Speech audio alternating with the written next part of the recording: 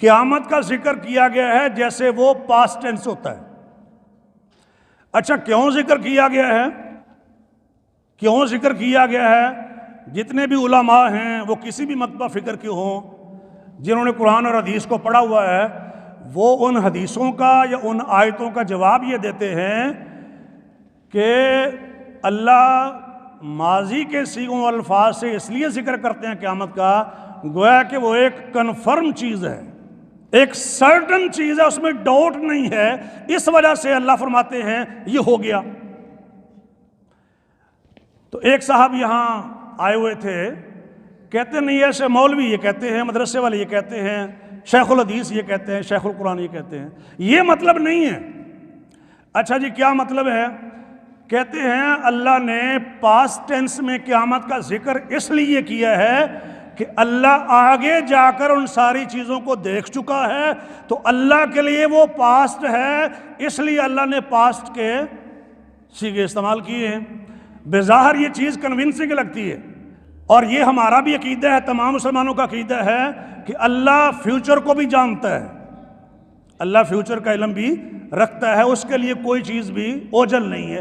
یہاں تک تو یہ بات ٹھیک ہے، لیکن یہ کہنا کہ چونکہ اللہ دیکھ چکا ہے اس وجہ سے پاسٹ ٹینس ہے، یہ بات صحیح نہیں ہے۔ بلکہ میں نے تو ایک صاحب سے کہا تھا آپ قرآن کی ایک آیت پیش کریں جس میں اللہ نے قیامت کا ذکر پاسٹ ٹینس سے کیا ہو۔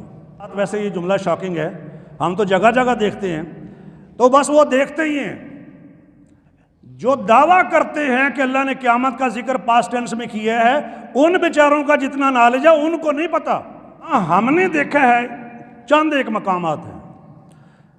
اذ قال اللہ یا عیسیٰ ابن مریم، جب اللہ نے کہا اے عیسیٰ بن مریم تم نے کہا تھا مجھے اور میری ماں کو دو معبود بنا لو، اللہ نے کہا عیسیٰ بن مریم سے، یہ اللہ قیامت کے دن کہیں گے، لیکن صیغے کیا ہیں؟ پاسٹ ٹینس کے۔ یا وہ حبیب نامی شخص کا واقعہ ہے سورۃ یاسین میں، بما غفر علی، میرے رب نے بخش دیا ہے، قیل ادخل الجنہ، قیلا کہا گیا پاسٹ ٹینس سے جنت میں داخل ہو جاؤ۔ یہ دو تین دلیلیں ہیں، اور باقی جن جن چیزوں کو یہ scholars so called past tense کہتے ہیں وہ پاسٹ ٹینس نہیں ہے۔ لیکن پہلے آپ مثال سن لیں، پاسٹ ٹینس کا ذکر اللہ نے اسی طریقے سے کیا جیسے ہم اپنی زبان میں بھی کرتے ہیں۔ ایک آدمی آپ کے پاس آتا ہے، کہتا ہے جی مجھے یہ بڑا ضروری کام ہے تو میرا کام آپ کر دیں، آپ اسے کہتے ہیں اٹ ہیز بین ڈن، یا ہو گیا۔ کیا مطلب اس کا؟ آپ تو وہیں بیٹھے ہیں، کام ابھی کیا نہیں آپ نے۔ ہماری زبان میں بھی کہتے ہیں جی ہو گیا، یہ ہو گیا پاسٹ ٹینس ہے نا، مطلب آپ یہ کہہ رہے ہیں کہ آپ سمجھ لیں کہ ہو گیا، اس میں کوئی شک شبے والی بات نہیں ہے، بس ہو گیا جی۔ تو ہو گیا سے کیا مطلب؟ وہ ہو گیا ہے، یعنی یقینی ہے۔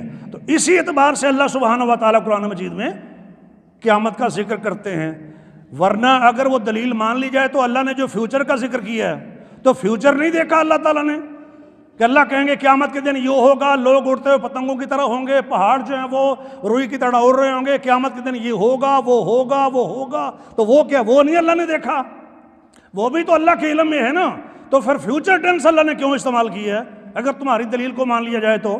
باقی اذا السماء انفطرت، اذا السماء انشقت، اذا الشمس کورت، یہ سارے صیغے پاسٹ ٹینس کے نہیں ہیں، یہ فیوچر ہے، اس لیے کہ پاسٹ ٹینس سے پہلے اذا آ جائے تو وہ فیوچر ہو جاتا ہے۔ ان سارے صیغوں کو سمجھتے ہیں یہ پاسٹ ٹینس سے بیچارے، انہیں کیا پتا کہ گرامر میں پاسٹ ٹینس سے پہلے اذا آ جائے تو وہ فیوچر ہو جاتا ہے۔ بے شمار دلیلیں ہیں، آیتیں، کچھ اشارات میں نے آپ حضرات کے سامنے کر دیے ہیں۔ اس لیے علم سیکھیں علماء سے، جنہوں نے گہرائی کے ساتھ علم کو پڑھا ہوا ہے، جو صحیح علم اس کا رکھتے ہیں، اور جن بیچاروں کو ناظرہ قرآن تک نہیں پڑھنا آتا ہے، کوئی قرآن سیدھی طریقے سے پڑھ نہیں سکتے ہیں، بس ان کا سارا علم جو ہے وہ لینگویج ہے، اور لینگویج بھی صرف انگلش ہے، انگلش زبان آنی چاہیے، اور تھوڑا بہت ہیر پھیر ذہانت اللہ نے آپ کو دی ہوئی ہے، جدھر کو مرضی چاہیں دین کو موڑ دیں۔ تو یہ زیادتی ہے، اور یہ لوگ بہت بڑے فتنے کا سبب بن رہے ہیں دین کے اندر، عقائد و نظریات کو بھی بگاڑ رہے ہیں، اور باقی جو کچھ یہ بگاڑ رہے ہیں وہ آپ کے سامنے ہی ہے۔